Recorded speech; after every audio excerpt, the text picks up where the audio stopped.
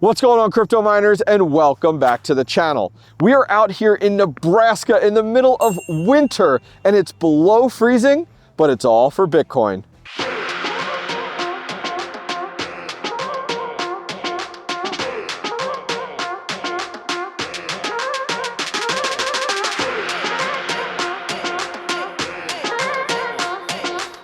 All right, guys, I'm here with Cody at 𝐃𝐢𝐬𝐜𝐴 Mining's brand new partnered hosting facility. How's it going, Cody? It's good, a little cold, but we're good. So where in the world are we today? We're in the middle of Nebraska. Pretty much put your finger right in the middle, boom, Aurora. That's where we're at. Yeah. Very cool. So then this facility, how big? How many megawatts is this facility? It's a 15 megawatt facility. Okay. We house approximately 5,000 miners. Wow. Yep. And when did you guys start construction on this site? Construction, we started, we got started the ground level at 23. Yep. And went live in 24. Fantastic. Should we take a closer look? Heck yeah, let's do it. Let's go.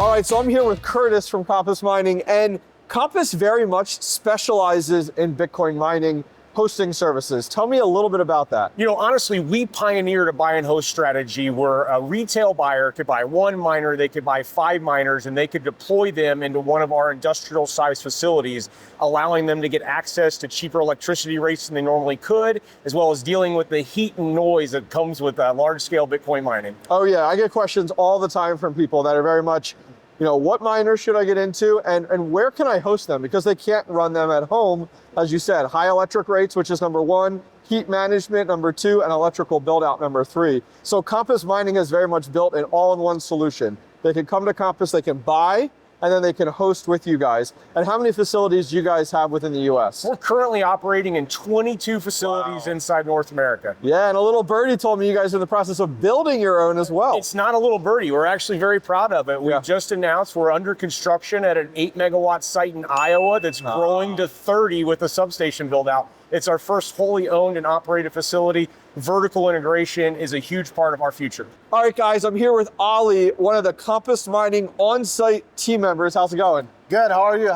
Glad to have you here. Oh, thank you. This is awesome. I love being here. So tell me a little bit more about what does a day-to-day look like for you as a team operator? Yeah, here in 𝐃𝐢𝐬𝐜, daily day-to-day operation will be coming to the site, checking on miners, on my laptop, on my software, making sure all ASICs running fine, no problems, smoothly. Checking out some deployment miners for customers, or shipping out, unboxing miners, also fixing miners. So that's daily today operation is focusing on how to run 100% on these ASICs with no problems. Yeah, I mean, it's always a lot of fun to install brand new miners. Oh, of course. But at the same time, what a lot of people don't know too is that there's a lot of miners that need fixed. And that comes down to you having to actually fix them and then get them redeployed for customers, which I think is awesome. So in that regard, what software do you guys use on site to monitor ASICs? So we have a special software for miners to know everything what's going on in the facility. These miners running heat, running cold, running problems, whatever is going on the side, we can see that and we can manage that. That's awesome. Every day. Yeah, it's awesome that you guys can monitor them day to day, keep on top of them, keep the uptime high. Now, what are some of the models that you guys are running here at this Nebraska facility? So a lot of S19s, S19J Pros, S21s, S21s Pros, S21 XPs, which is one of the newer model that have a lot of screens. Yeah, very cool, very cool. Now, do you guys do a lot of repairs here on site, or do you have to send a lot of them out? Well, there's some repairs in here mostly, but if it's becomes to like hash boards and stuff, we have facility, we have warehouses. To fix those, So things like control panels, power, control boards, power supplies, you guys are able to swap out here. Fans, control boards, power supplies, we do for our customers inside right away. So if I find a miner needs a fan or need PSUs, right away we get repaired inside, let it back hashing, make sure right away it's hashing. So airflow is key when it comes down to Bitcoin mining. Air coming in and out of a restricted space is absolutely optimal. So how are you guys dealing with your airflow here at your Nebraska facility? Oh yeah, so our intakes is right here behind us. Massive wall all the way down. That's exactly it. So here where the cold intake goes to our ASICs, and it's 22 feet high as you see. So we get our intakes from here straight. We have 3 filters, first like 3 layer of filters. Okay. You know, the weather here get windy, gets like cold. And you guys actually, I noticed too, you have almost like a 6-foot gap between your outside gable wall and your filters. And why do you guys have such a big gap there? So it can catch up more of like, let's say like if it's rain, if it's snow here, if it's like dust. So a lot of that layer catch up, and only the intake airs that can get in the facility straight to the ASICs, out of the exhaust fans outside. So that's part of our like keeping the ASICs cold. So the intakes, we focus on how to get that airflow straight to the ASICs, leaving the to exhaust fans. And you know, these miners loves it in the cold. I mean, your facility is really cool how like on the intake wall, it's just completely opened up pretty much. You go inside through the ASICs, and then you have your entire hot aisle, and you have pretty much your, how many fans do you guys have over there? You have a lot. Yeah, we have like at least, I would say 28. 28, okay. Yeah. So you got a 22-foot ceiling with 28 fans all the way down, stacked 5 high at each row. Exactly, and each rack basically of that facility has their exhaust fan, so we don't have to run a lot of heat. So these ASICs chilling, hashing, making profits, and they love it, and we love it. Makes our job easier with no problem. All right, so power is one of the biggest things when it comes down to having a crypto mining farm next to location. So give me a rundown, because you guys have a very unique setup here at this TheHobbyistMiner partner facility. What you're looking at is the very first ever privately owned substation in Nebraska. Wow. We put in over a mile worth of 67,000 volt lines. They call it 69K. Okay. As you can see behind us, the main switches are on the main lines. From there to our actual substation, we are getting 67,700 volts of electricity. Just a little bit. Just a little bit. Just a little bit. I worry about the squirrels sometimes. As we keep going on, we go through numerous switches for safety purposes. We have, I think, just on the incoming side, 3 or 4 switch systems.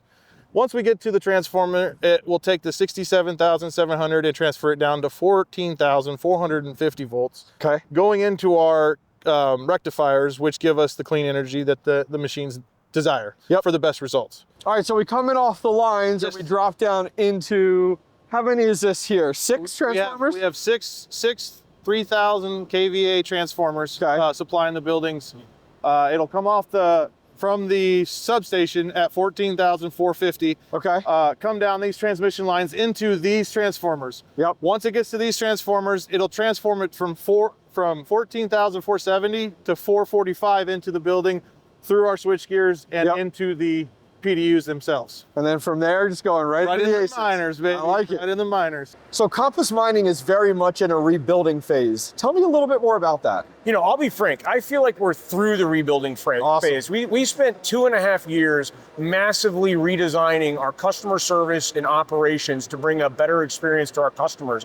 I'll be direct and say that when we first started, right after the last halving, we went through a massive bull run, and it was rocket ship growth for us. And then we spent the last 2.5 years retooling to create a better customer experience. So coming out to Nebraska in the middle of winter might not have been the best idea. It's 24 degrees right now. It was 13 degrees this morning, Fahrenheit, by the way, and the wind chill. Let's not even talk about the wind chill out here. You can actually see the camera going back and forth a little bit.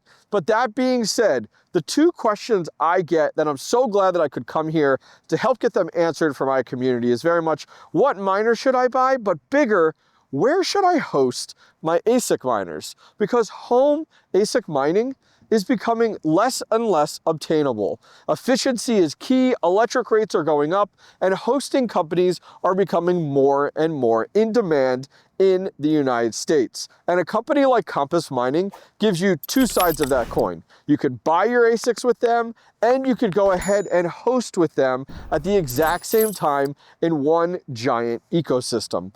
Guys, if you're interested in reaching out to the team at Compass to have a one-on-one conversation about investing into Bitcoin mining, buying your first miners, hosting with them, whether you want to get in on 1, 10, or 100, I'm going to leave their contact information directly down below. Please reach out to the Compass Mining team and tell them the Hobbyist Miner sent you for special pricing.